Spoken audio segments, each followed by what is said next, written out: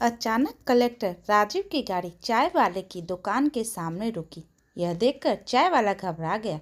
Collector Rajiv गाड़ी से नीचे उतरे और चाय वाले के पास आकर पूछे, मोहनदास कहाँ है? चाय वाला बोला, कौन मोहनदास साहब?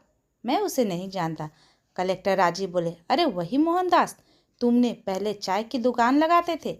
चाय वाला बोला, साहब वह तो 5 साल पहले ही यहाँ से अपने गांव चला गया था, तब से मैं यहाँ चाय बेचता हूँ। कलेक्टर राजीव के चेहरे पर अजीब से भाव भरे। गांव चले गए? क्या तुम बता सकते हो वो गांव क्यों चले गए? चाय वाला बोला, मुझे नहीं पता साहब, मैंने उनसे पूछा ही नहीं। मैं जब यहाँ आया था तब वो बीमार था, सुकरता हो गया था। अपने पौने दाम से मुझे अपनी दुकान बेच कर चला गया। वह सुनकर कलेक्टर राजीव के दिल से उसे दुख पर बहुत गुस्सा आ रहा था कि उसने बहुत देर तो नहीं कर दी। इतना नहीं, अच्छा आदमी इतनी जल्दी इस दुनिया को छोड़ के नहीं जा सकता। सोते हुए राजीव वहीं पर एक पुरानी सी कुर्सी पर बैठ गया। चाय वाला बोला, साहब चाय बना दो? राजीव ने खुद की कुर्सी पर ढीला छोड़ दिया, आंखें बंद कर ली और बोला, 3 चाय बना दो भाई। चाय वाला समझ गया कि अपने ड्राइवर बॉडीगार्ड के लिए चाय बनवा रहे हैं। कुर्सी पर लगातार फैलते हुए राजीव को याद आया, आज से 10 साल पहले उसे जाकर पूछा था, क्या हुआ बेटा, बहुत दुखी दिखाई दे रही हो, चाय बना दो क्या? आंखों में आंसू भरकर बोला था, अंकल मेरे पास पैसे नहीं है। उसकी आंखों को आंसू देखकर मोहनदास बोला था, पैसे नहीं लूंगा, तुम भूखे भी दिख रहे हो, चाय बना देता हूँ, चाय के साथ बिस्कुट खा लेना। चाय बिस्कुट खाने के बाद वहीं बैठा रहा। तब मोहनदास ने पूछा, घर से भाग कर आए हो? राजीव ने हाँ में गर्दन हिलाई। मोहनदास ने समझाते हुए कहा था, बेटा घर लौट जा, माँ पिता की बात बुरी नहीं मानते, उनकी डांट में भी प्यार छुपा रहता। वो रोते हुए बोला, अंकल माता पिता नहीं है, वह बचपन में ही चल बसे थे। मम्मी मामा मामी के पास रहता हूँ, मगर वहाँ भी कुत्ते जैसी जिंदगी हो गई है। वो मेरी पढ़ाई छुड़वा कर काम धंधे में लगाना चाहते। उनके पास पैसे है, फिर भी उन्हें कमाई चाहिए, जबकि मैं पढ़ना चाहता हूँ। जैसे भी हो, वह अब तुम्हारे अपने हैं, उन्हीं के पास लौट जाओ। वो 18 साल का बच्चा था, अकेले में उस दुनिया तुम्हें भिखारी बना देगी। तभी मोहनदास के पैरों में गिरकर बोला, अंकल प्लीज़ रहने के लिए छत दे दो, बाकी मैं कुछ काम धंधा करके पढ़ लूँगा। मुझे पढ़ना है, बड़ा आदमी बनना है। मोहनदास बोला, ठीक है, तुम मेरे साथ रह लेना। मैं यहाँ शहर में एक कमरे के किराए मकान में अकेला रहता हूँ। मेरी बीवी बच्चे दोनों गाँव में रहते। राजीव के लिए मोहनदास भगवान बन गया था। एक अनजान को रहने के लिए छत दे दी। फिर 3 साल बाद तक दोनों साथ कमरे में सोया था। आसपास के स्कूल के बच्चों को ट्यूशन करवा कर थोड़े से पैसे जमा करता था, मगर वह उसकी पढ़ाई और खाने के लिए प्राप्त नहीं होते थे। फिर भी मोहनदास ने उसे अपने साथ रखा था। उसको ग्रेजुएशन पूरी करवाई। ग्रेजुएशन के बाद वो इस आईएएस की तैयारी करने के लिए दिल्ली चला गया। दिल्ली भी मोहनदास ने ही उसे भेजा था ताकि वो अपने सपने को पूरा कर सके। मोहनदास ने उसे अपने जानकारी के एड्रेस देकर दिया था ताकि व्यक्ति तुम्हें कोई पार्ट टाइम का काम दिला दे, फिर तुम काम करते हुए अपनी पढ़ाई जारी रखना। फिर भी कोई समस्या हो तो तुम मुझे पत्र लिखकर, पैसे चाहिए तो मांग लेना। याद रखना, तुम बड़े आदमी बनकर ही लौटना। फिर 6 साल की कड़ी मेहनत के बाद उसने बहुत ही अच्छी रैंक के साथ सिलेक्शन कर लिया। इस कारण टेंडर भी मिल गया था। जिंदगी का बड़ा सपना पूरा करने के लिए उसने जमीन आसमान एक कर दिए थे। उसकी इस दुनिया में कोई नहीं था, मगर मोहनदास ने उसे अपने पिता की झलक दिखती थी। कुछ महीने के ट्रेनिंग गुजर गए थे। उसके बाद मन चाही जगह पोस्टिंग के चक्कर में कुछ महीने और गुजर गए। साहब चाय वाले की आवाज़ से चाय वालों की आवाज़ ने राजीव को तंग भंग हुई। उससे चाय का कप लिया और उसे पीने लगा।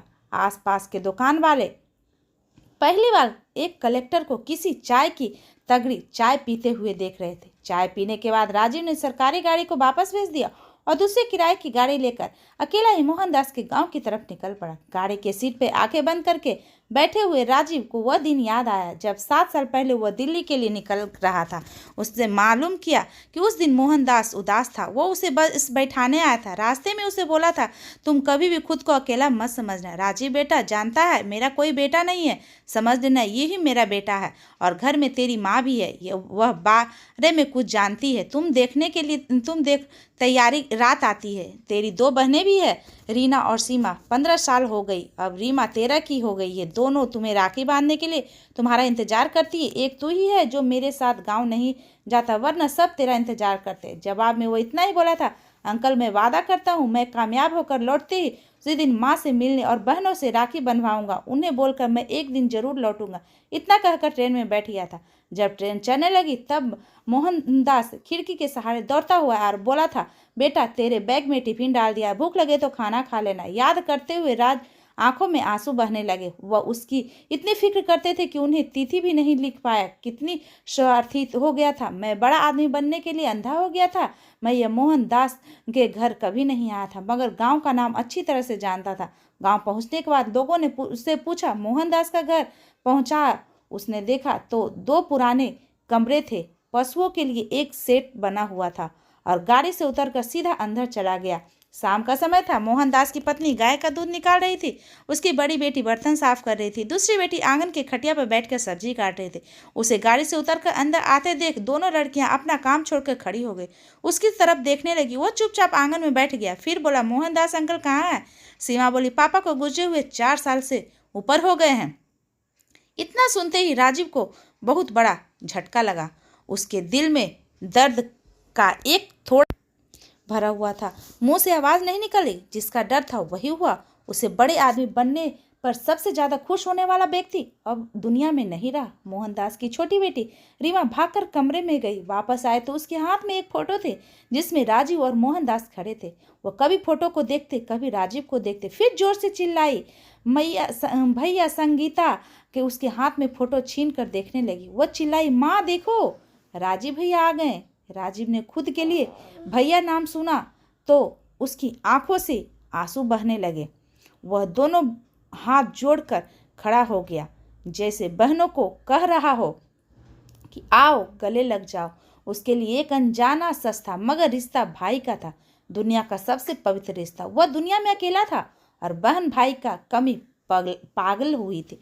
इसी दौरान दोनों एक साथ भाई को गले लग जाती। माँ भी दूध निकाल के बीच में छोड़कर उसकी तरफ आने लगी, पर माँ के पैर छुआ।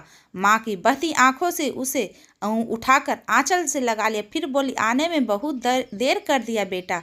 सीमा के पापा तुम्हें बहुत याद करते थे, अंतिम समय तक तुम्हें याद करते रहे। वो तड़पते हुए बोला, उन्हें क्या हुआ माँ? माँ बोली, 5 साल पहले जब वो शहर से लौट आए तब पता नहीं उन्हें क्या बीमारी लग गई थी। वो सूखकर हड्डियों का ढांचा लग रहे थे। खाया पिया बचता नहीं था। 1 साल तक जगह जगह से दिखवाई मगर कोई फायदा नहीं हुआ। फिर एक दिन वो हमें छोड़कर चले गए। माँ आगे बोली, उनके जाने के बाद बहुत मुश्किल से सीमा के दोनों बच्चे चाचा मेरे पीछे पड़े हैं। उनके नाम पर जमीन कर दो वरना दोनों बेटियां के शादी नहीं होने देंगे। पिछले 10 दिनों से उन दोनों ने नाक में दम कर रखा है। बेटा रोज धमकी देते हैं कि बेटियों की शादी की बात तो नहीं करेंगे जब तक जमीन उनकी न हो जाए। राजी बोला, मैं आ गया हूँ, मैंने अब तक सब ठीक कर दूंगा। भले गले से बोला, आने में बहुत देर कर दी बेटा। रोते हुए बोला, बड़ा आदमी बनने के चक्कर में फंस गया था। उसके चेहरे पे लाल पड़ते हुए बोली, बड़ा आदमी बना कि नहीं? बोला, हाँ माँ बन गया हूँ। माँ ने जिज्ञासा बस पूछा, बड़ा थानेदार जितना बड़ा? क्या? वह बोली, तहसीलदार जितना बड़ा। उसने बड़ा बड़ा मुस्कुराते हुए बोला, उससे भी बड़ा। कलेक्टर बना हूँ माँ। सीमा बोली, भैया जिले के सबसे बड़े अफसर बन गए हैं माँ। माँ बोली, अच्छा तब तुम लोग रुको, मैं अभी आता हूँ। कहते हुए घर की दीवार के पास गए और अपने देवरानियों को घर को चिल्ला तेज आवाज में बोली, सुनो बिमला मोरनी सुनो, अब मैं अकेली नहीं हूँ। मेरा बेटा आ गया है। तुम्हारे रिश्तेदार थानेदार है ना, मेरा बेटा कलेक्टर है। अब मेरी जमीन की तरफ जरा बुरी नजर तो डाल, देख क्या कर देती हूँ। देवरानी तो वैसे भी दीवार के पास खड़ी होकर सब सुन रही थी। जब सीमा की माँ ने कहा तो डर गई। अब वह सैलरी निकाली और सारी सैलरी कमाई माँ के चरणों में रख दिया। उसके बाद वह चला गया, मगर वह हर संडे अपने घर आता, अपने सारे फर्ज निभाता, एक बेटा होने का फर्ज निभाता। बहनों की धूमधाम से शादी की, फिर माँ को अपने साथ ले गया। अब माँ बेटा साथ रहते हुए उनके लिए एक सुंदर सी लड़की ढूंढ रही। इस स्टोरी को लेकर आपकी क्या राय है, हमें कमेंट करके जरूर बताएं।